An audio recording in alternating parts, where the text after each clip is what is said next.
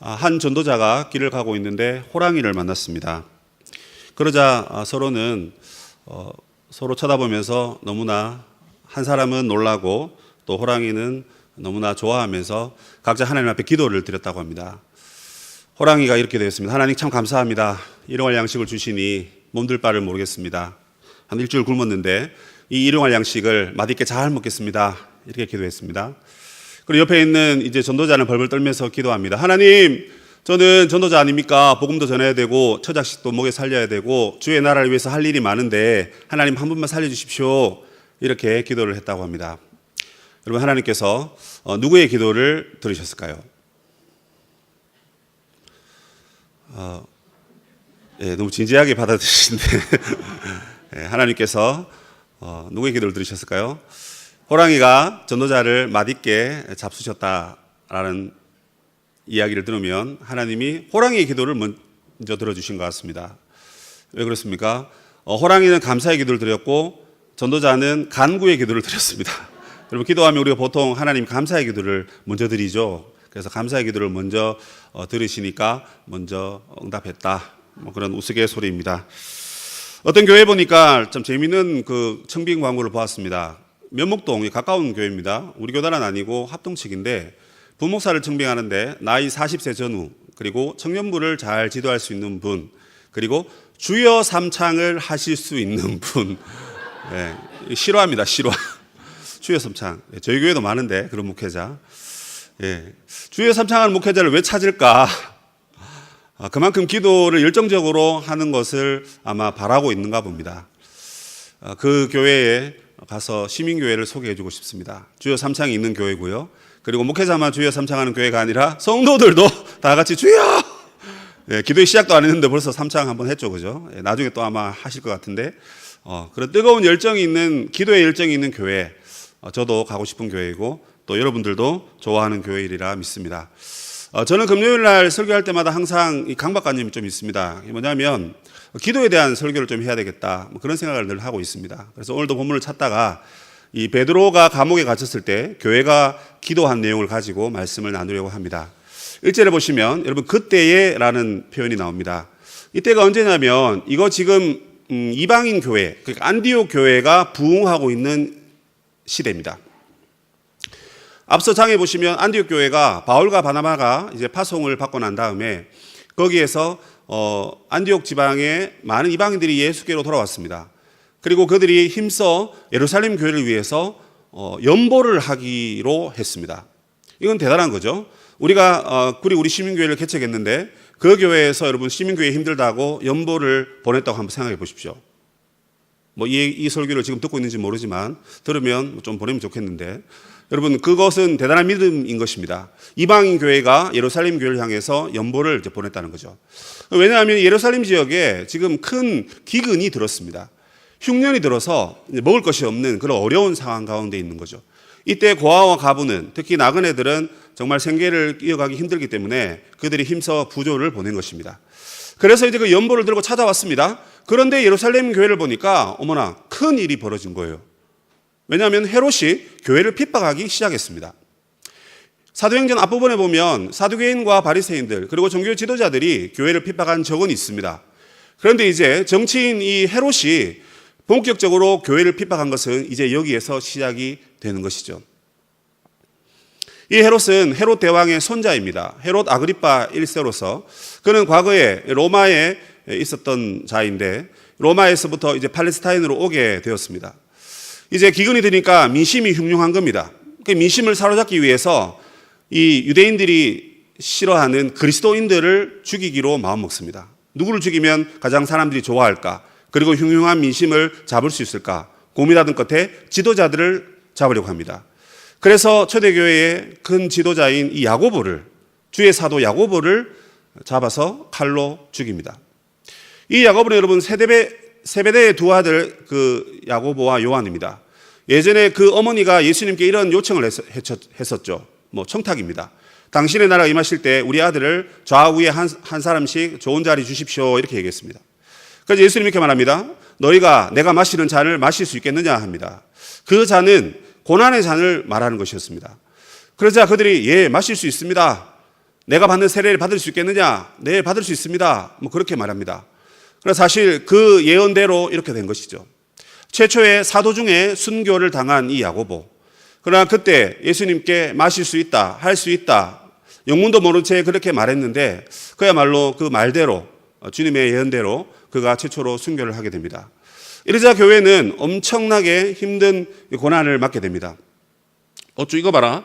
야고보를 죽이니까 이렇게 유대인들이 좋아하네. 그리고 교회는 완전히 지금 내 앞에서 자취를 감추고 이렇게 숨어 있고, 야, 이거 재밌겠는데 하면서 이제 베드로를 잡아들입니다. 베드로를 잡아들인다는 것은 그야말로 이제 이 그리스도인들의 지도자를 완전히 뿌리 뽑겠다라는 그런 속셈인 것입니다. 베드로가 누굽니까? 예수님과 함께 사역했고, 비록 그가 실수했지만, 그러나 주님의 은혜로 다시 복귀해서 복음을 전하는 사람 아닙니까? 근데 이 베드로가 이제 위기에 처했는데, 야, 베드로가 참 운이 좋습니다. 베드로가 이제 곧 죽을 운명에 놓였는데, 그때가 무교절 기간이다. 그렇게 얘기합니다. 이스라엘 절기에 의하면 1월 14일부터 1월 14일 밤부터 21일까지 무교절입니다. 이 7일 동안 무교절을 보내면서 출애굽을 기념하고 쓴나물을 먹고 무교병을 먹고 또 주님 앞에 초막을 지어 지내면서 감사와 또 예배를 드리는 기간입니다. 이 기간은 땅을 더럽게 하면 안 된다, 즉 피를 흘리면 안 된다라는 유대인의 관념에 의해서 사행을 집행하지 않습니다. 그렇기 때문에 이 베드로는 7일 후에 이제 죽게 되어 있는 겁니다. 무교절 기간이니까 정확하게 첫날인지 마지막 날인지 뭐 알 수는 없지만 어쨌든 그 기간 안에 이 베드로를 죽이려 한 것입니다. 그렇다면 베드로는 여러분 자기의 사형 날짜가 길어도 7일이고 만약에 오늘이 첫날이면 6일 남았고 둘째 날이면 5일 남은 그런 시한부 인생으로 기억하시면 될 것 같습니다. 왜 이 헤롯이 베드로를 이때 죽이려고 했는가? 그 이유는 6월절이나 무교절이나 77절에는 많은 사람들이 예루살렘을 방문합니다. 그때 많은 기독교인들 앞에서 이 기독교인의 대지도자인 베드로를 죽이려고 했던 것입니다. 이 헤롯이 머리가 아주 비상한 사람인 거죠. 정치하려면 뭐 이 정도는 돼야 되는 것 같습니다. 어쨌든 그렇게 해서 죽이려고 하는데 하나님께서 기가 막히게 그 기간을 겹치게 하시고 그래서 그는 죽지 않게 됩니다. 그러나 죽을 날은 기다리고 있는 셈이죠. 이 상황 가운데 교회가 한 것이 무엇입니까? 오늘날 세상의 아픔을 볼 때 교회가 나가서 운동해야 된다, 교회가 나가서 이것저것 해야 된다, 그런 얘기를 많이 합니다. 포스트 모던 사회가 다가왔습니다. 다 각자 자기의 옳은 소견대로 행하는 사회이기 때문에 우리 교회는 왜 기도만 하느냐, 우리 교회는 왜 예배만 드리느냐, 나가서 좀 전도도 하고 사회운동도 하고 국회에 진출하면 안 되느냐, 뭐 이런 얘기도 많이들 하십니다.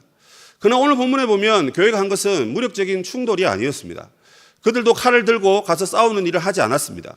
교회가 한 일은 무엇입니까? 교회가 원래 해야 될 일, 교회가 정말 소중하게 여겨야 될 일, 교회가 교회다운 이유, 바로 기도입니다.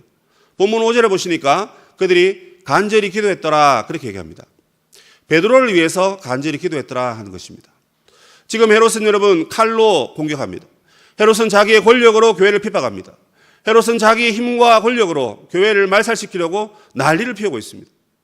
이미 여러분 스데반의 설교 이후에 교회가 핍박을 받고 교회를 잔멸하려고 하는 사울과 그 많은 사람들이 교회를 핍박하고 있었습니다.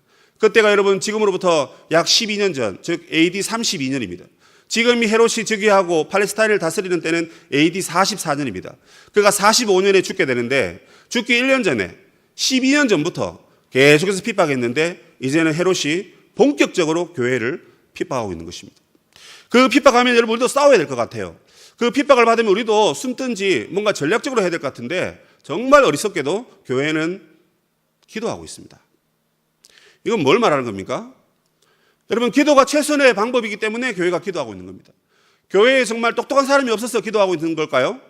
교회가 정말 어리석어서 여러분 이런 험난한 생활 속에서 삶 속에서 그냥 기도밖에 안 하고 있는 걸까요? 기도가 가장 중요한 무기이기 때문에 그들이 하고 있는 것입니다. 기도가 가장 중요한 그리스도인의 책무이기 때문에 그렇게 하고 있는 것입니다. 여러분 옷을 만드는 사람은 가서 옷만 만들면 됩니다. 편의점에 알바하는 친구들은 가서 알바 열심히 하면 됩니다. 그리고 여러분 우리가 구두를 만드는 구두장인은 가서 구두를 잘 만들면 됩니다. 그래서 그 직무에 최선을 다하면 됩니다.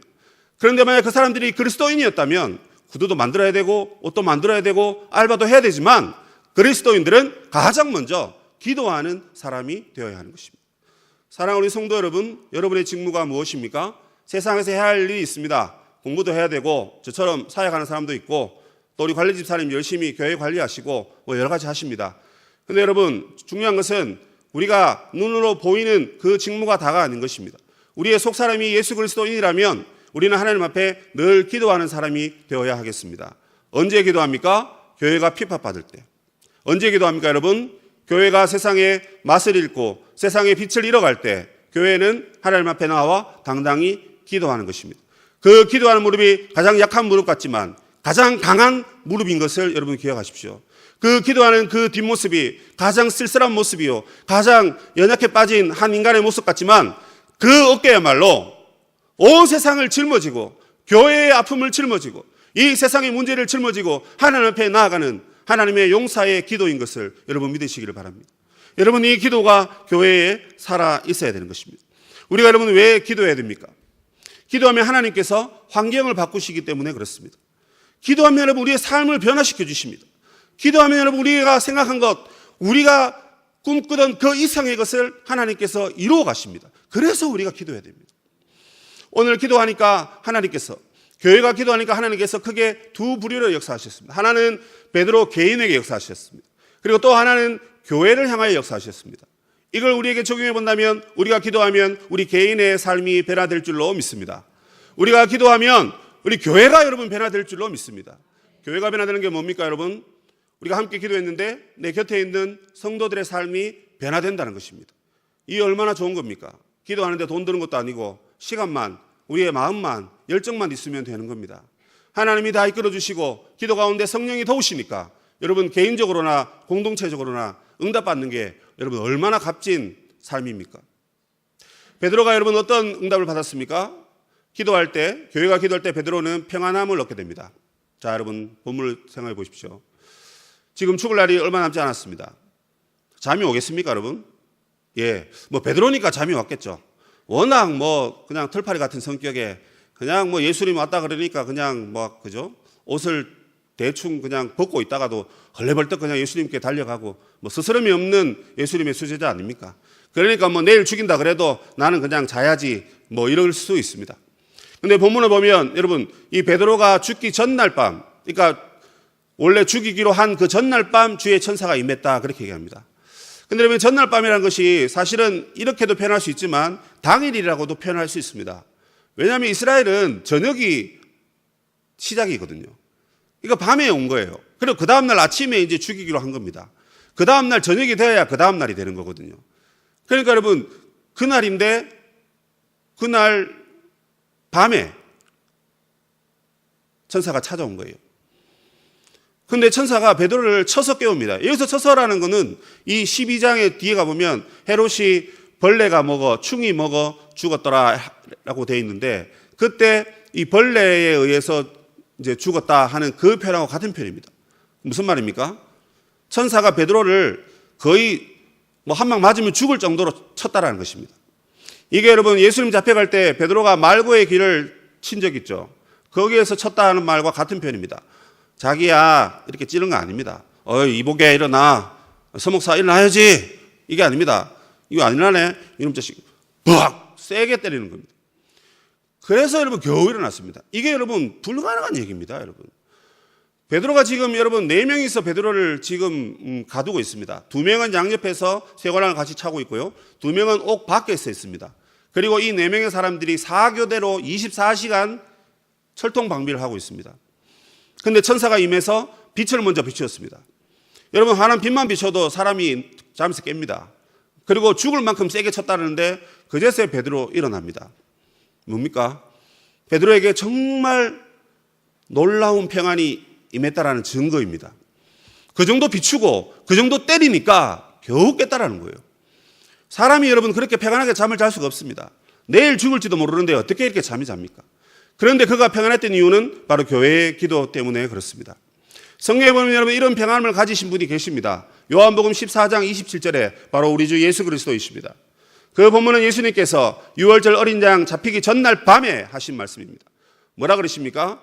평안을 너에게 주노라, 그 찬양입니다. 그냥 여러분 예수님이 멋지게 그냥 얘들아 내가 너희들에게 평안을 준다, 나는 내일 떠나지만 너희들은 평안해라 안녕, 그 얘기일까요? 여러분, 예수님이 내일 십자가 달려 돌아가셔야 됩니다. 십자가를 지금 준비하고 계십니다.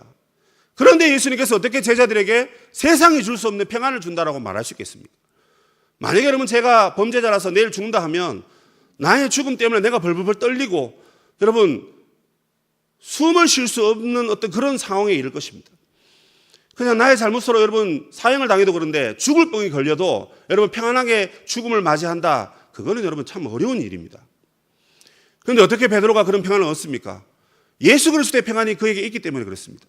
요한복음 14장에서도 여러분 예수님께서 왜 내가 너희들에게 평안을 준다 말했습니까?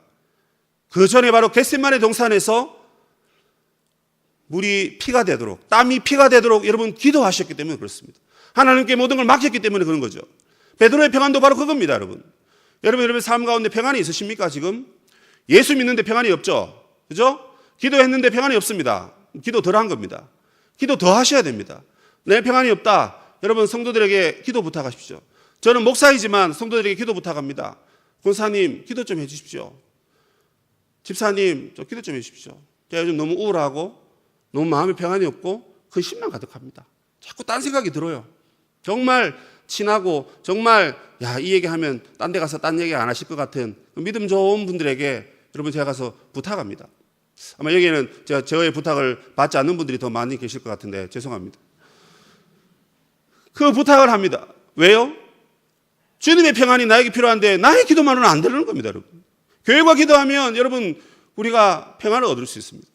바울도 그랬습니다, 여러분. 아무것도 염려하지 말고 오직 모든 일에 기도와 간구로 감사함을 아뢰라 그랬습니다. 그러면 하나님께서 모든 지각에 뛰어난 하나님께서 너희 마음과 생각을 뭐 지킨다 그렇게 얘기했죠, 그죠? 그 말씀은 언제 얘기합니까, 여러분? 바울이 1차 투옥, 즉 로마 1차 투옥 바울이 감옥에 갇혀 있을 때 그 얘기를 합니다.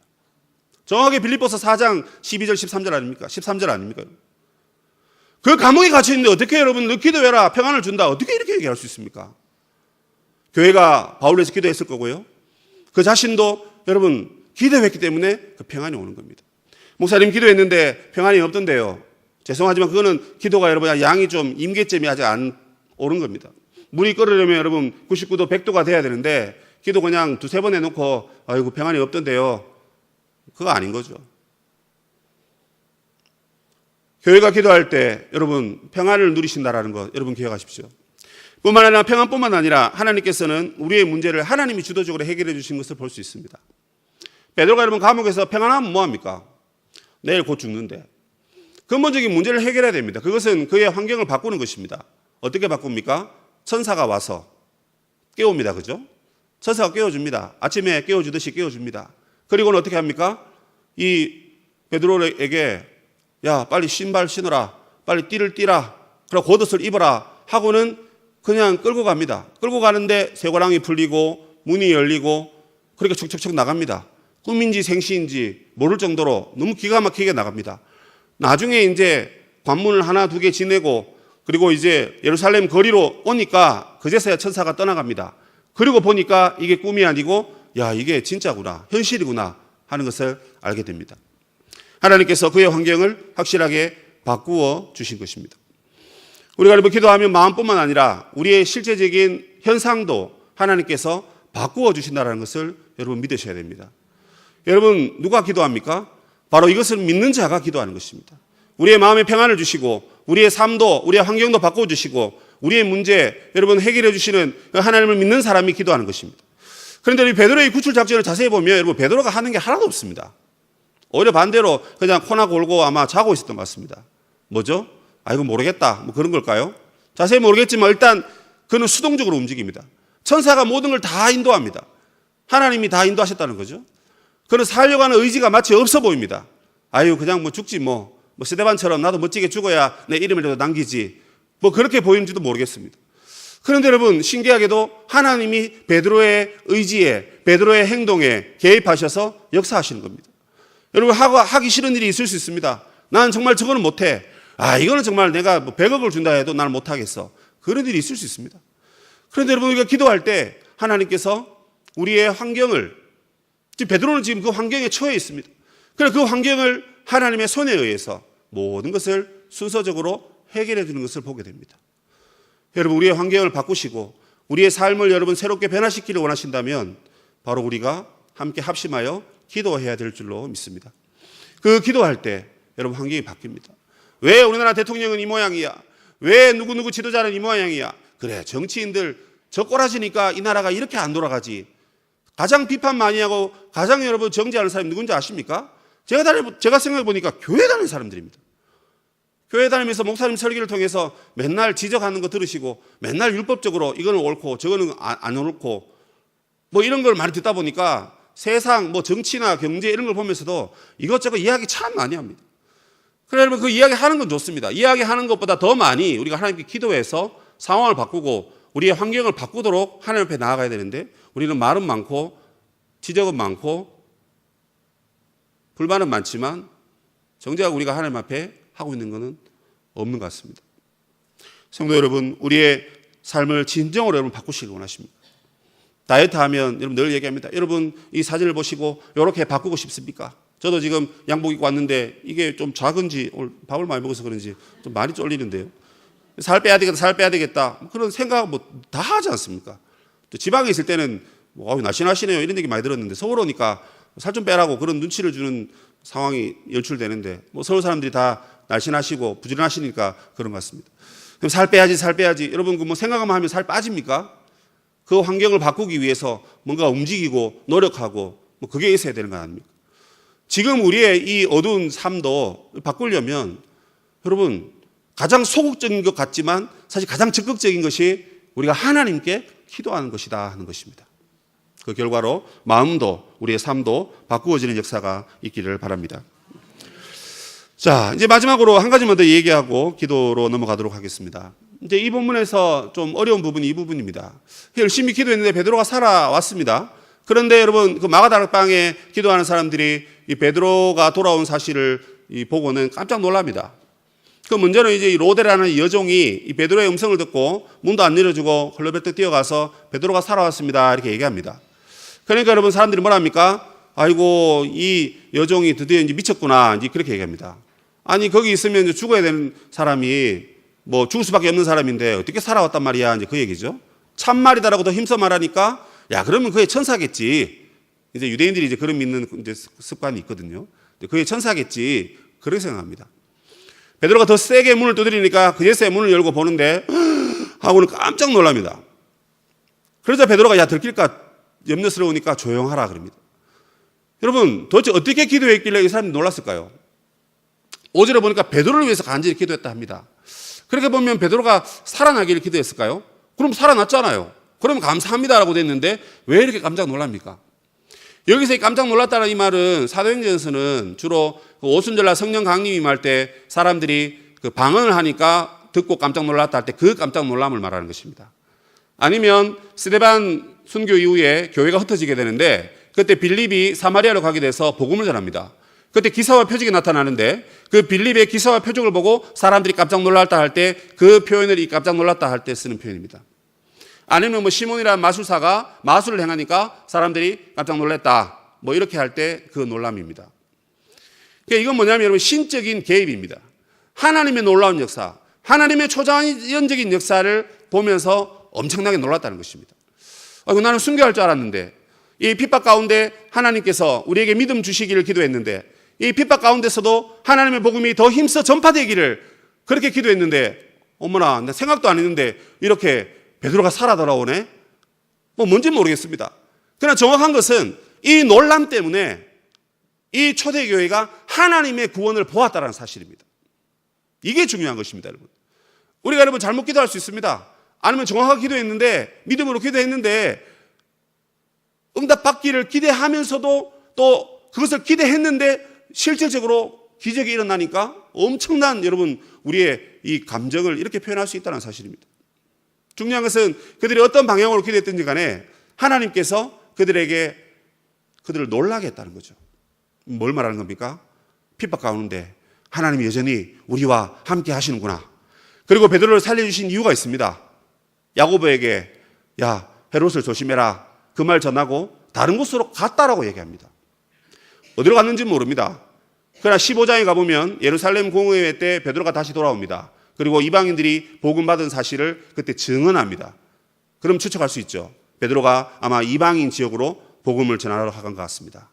예루살렘에서 복음을 전하던 이 베드로가 이제 이방 땅으로 갔습니다. 하나님이 베드로를 그렇게 보내시기 위해서 그를 살리신 것입니다. 그 살린 것을 보고 교회는 깜짝 놀랐다는 거죠. 이 놀란 사건을 통해서 초대교회와 베드로는 고난을 통해서 더 놀라운 믿음을 선물로 받게 되었다는 것입니다. 여러분, 이 대목이 하나님의 역사하신 기도의 응답이신 겁니다. 사랑하는 우리 성도 여러분, 마음이 불안하시죠? 여러분, 우리 진짜 많이 기도해야 됩니다. 여러분의 환경이 변한 거 없지 않습니까? 세상이 이러니까 그냥 이렇게 살자. 여러분, 그러면 우리는 패배자가 될 수밖에 없습니다. 적어도 예수 믿는 우리라면 나만 구원받으면 안 됩니다. 우리 곁에 있는 사람들 함께 구원받기 위해서 우리의 삶을, 환경을 변화시키는 역사가 있어야 됩니다. 그러려면 우리가 함께 여러분 기도해야 됩니다. 그리고 그 기도의 응답으로 하나님이 우리의 삶을 깜짝 놀라게 하는 여러분 그런 놀라운 역사가 여러분의 삶 가운데 있으시길 바랍니다. 이 놀라운 역사, 그리고 연단받은 그 믿음을 선물로 받고 더 놀라운 사역을 감당하는 분들이 여러분들이 되었으면 좋겠습니다. 여러분, 이 놀라운 삶을 위해서 뭐 하면 된다고요? 기도입니다. 기도. 기도가 뭘까 한번 생각해 봤는데, 기도는 저희 집에 있는 형광등을 켜는 그냥 스위치다, 이 생각해 봤습니다. 새벽기도 가려면 저는 제 방이 제일 안쪽에 있기 때문에 거의 숲을 파헤치고 나와야 됩니다. 거실에는 애들이 널브러져 있고, 또 화장실에 먼저 한번 가야 되니까 집에 코너가 좀 희한하게 돼 있어가지고 가다가 식탁에 부딪히고 여기 테이블에 부딪히고 냉장고에 부딪힙니다. 근데 여러분, 어떻게 하면 그 길을 잘 갈 수 있습니까? 불만 탁 켜면 됩니다. 불만 탁 켜면 잘 보입니다. 그럼 탁 가서 씻고 얼른 옷 갈아입고 새벽기도 오면 됩니다. 기도가 여러분 이 어두운 세상을 밝히는 빛이죠. 빛입니다. 여러분. 그 빛을 여러분 켜기 위해서 우리가 태양을 돌립니까? 우리가 무슨 발전기를 돌립니까? 우리가 하는 게 아무것도 없습니다. 그냥 우리 스위치만 누르면 저절로 불이 켜지듯이 우리가 하나님 앞에 우리는 여기서 그냥 기도할 뿐인데 저 멀리 감옥에 있는 베드로가 구출되고 기도하는 우리에게 하나님 찾아오셔서 놀라운 역사를 보여주셨지 않습니까? 그런데 여러분, 그 불 켜는 힘이 없어가지고 우리는 그냥 어두운 가운데 그냥 그렇게 지낸다 그러면 여러분, 교회가 사명을 다 못하고 있는 것이라고 생각합니다. 사랑하는 우리 성도 여러분, 이 시간에 기도하는 것도 참 좋은데 여러분 골방을 사수하시길 바랍니다. 기도 가운데 하나님 은혜가 임하시고 그 기도 가운데 놀라운 응답받는 우리 성도님 되시기를 주님의 이름으로 축복합니다.